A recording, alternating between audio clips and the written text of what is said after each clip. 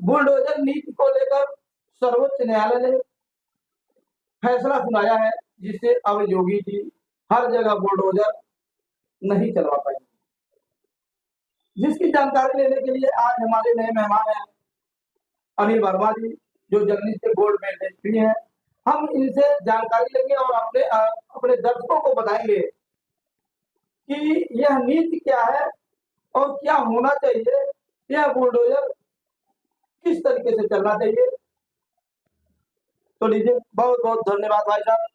धन्यवाद। और आप हमारे दर्शकों को ये जानकारी दीजिए कि बुलडोजर नीति है क्या। देखिए, बुलडोजर की कोई नीति नहीं बनाई सरकार ने। जी। बुलडोजर एक व्यवस्था बनाया गया था, एक तरीका निकाला गया था कि जो भी क्रिमिनल हैं, जो भी अपराधी हैं, जो भी कानून से हट के काम कर रहे हैं और सरकार को परेशान करके रख दिया है, तो एक ऐसा उपाय सोचा गया कि इनके घर पे बुलडोजर चलाया जाए। तो ये मुद्दा जो है कई प्रदेशों में चल रहा है, लेकिन उत्तर प्रदेश में बुलडोजर बहुत ही प्रसिद्ध हुआ। बाबा का बुलडोजर बहुत इसका नाम होगा पूरे देश में। लेकिन रीट दाखिल हुआ सुप्रीम कोर्ट ने कह दिया कि भले ही कोई व्यक्ति उसका अपराध क्यों न सिद्ध हो गया हो, उसका घर बुलडोजर से नहीं गिराया जाएगा। जब तक तब तक जो है उसका कानूनी प्रावधान के तहत उसको पालन न कर लिया गया। यानी कि कोई व्यक्ति दोष सिद्ध है तभी उसका बुलडोजर से घर तब गिराया जाएगा जब कानूनी प्रक्रिया में ला करके उसको लाया जाएगा। लेकिन सवाल ये होता है कि एक बाप जो अपराधी हो और उसके अपराधी होने से किसी पूरे परिवार का घर गिरा दिया जाए, उसमें बच्चे और बीवी का क्या दोष है? कोई दोष नहीं है। एक बेटा अपराधी हो जाता है तो उसकी वजह से किसी का घर गिरा दिया जाए तो उसमें माता पिता का क्या दोष होता है? तो कोर्ट ने कहा कि इस प्रकार से जो व्यक्ति अपराधी है उसकी सजा उसी को मिलना चाहिए, उसका खामियाजा किसी और को नहीं भुगतना चाहिए। जो बुलडोजर की प्रक्रिया है, यदि वो नगर पालिका, नगर निगम, नगर पंचायत के प्रावधानों के अनुसार उसका मकान नहीं बना है, नियमावली के अनुसार मकान नहीं बना है, तो भी उसका गिराया जा सकता है। अगर प्रावधान में लाए बिना किसी का मकान अचानक गिरा देंगे आप, तो उसका उल्लंघन है। हालांकि उत्तर प्रदेश की योगी सरकार ने हलफनामा दायर कर दिया है इस आदेश के बाद और कहा है कि उत्तर प्रदेश में किसी का भी मकान नियम के खिलाफ नहीं गिराया गया है, नियम के खिलाफ ही उसका मकान गिराया जाता है। मतलब साफ है कि जो व्यक्ति अवैध कब्जा किया हो, गलत तरीके से उसका मकान बना हो, उसका नक्शा न पास हो, ऐसे मकानों को गिरा सकती है सरकार। किसी व्यक्ति को जो अपराधी हो गया हो और उसके आधार पे पूरे परिवार का जो मकान है उसको नहीं गिरा सकती, उसको तहस नहीं कर सकती है। ये प्रावधान एक अच्छा फैसला है सुप्रीम कोर्ट का।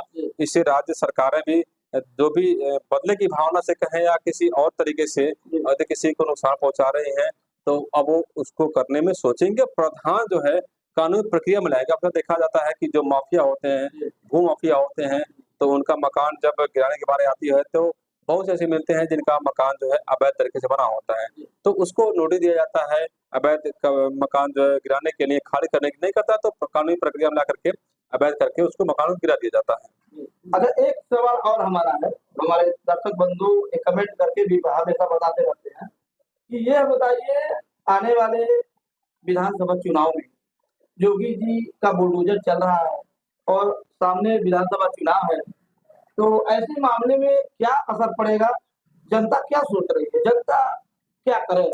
देखिए, उत्तर प्रदेश में लोकसभा चुनाव 2024 के पहले योगी का बुलडोजर खूब चला।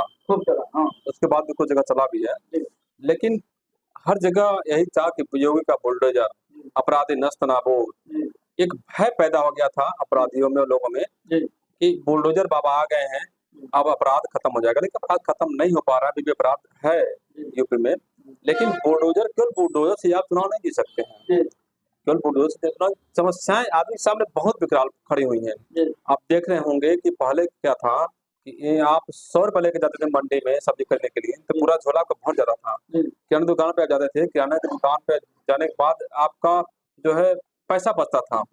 आज क्या है, आप पूरी जेब खाली हो जा रही है, आदमी परेशान है। मध्यम वर्गीय परिवार, गरीब वर्गीय परिवार जो है आज से अधिक जो है वो संपत्ति अर्जित कर नहीं सकता है। इसलिए हमेशा गरीब बना रह जाता है। तो बाजार अनियंत्रित हो गया है, नौकरियां जो आउटसोर्सिंग मिल रही है, अस्थायी मिल नहीं पा रही है, तो आदमी परेशान है और परेशानी में आपका बुलडोजर उसको नहीं दिखाई देगा। आप कितना हो फ्री राशन बांटिए, लेकिन जब वो परेशान रहेगा तो वोट नहीं देगा। जाहिर सी बात है, ये देखा गया कि लोकसभा चुनाव में सपा जो 5 सीट पे थी वो उसको 36 सीटें मिल गई, और जो भाजपा 66 सीट पे थी वो 35 सीट पे आ गई। क्या मतलब है इसका? 33 सीट पे आ गई, क्या मतलब है इसका?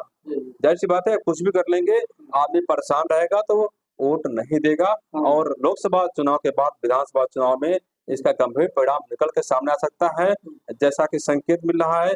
यदि सरकार नहीं चेतती है तो काफी उसको नुकसान उठाना पड़ सकता है। सबसे पहले आप कुछ भी करिए, कोई भी नीति लाइए, कोई ऊर्जा लाइए, चलाइए, ठीक है, लेकिन जन जो समस्या है उसको समाप्त करिए, महंगाई कम करिए, जो अस्पतालों में महंगे-महंगे दवाएँ हैं, बेड चार्ज हैं, उसको खत्म करिए, और जो महंगे-महंगे फीस लग रहे हैं स्कूलों में उसको खत्म करिए, और जो सामानों का मूल्य है उसको नियंत्रित करिए, ताकि आदमी जो 10,000 रुपए महीना कमा रहा है, जिसको आप 10,000 रुपए आउटसोर्सिंग में दे रहे हैं, उसका बचत हो सके।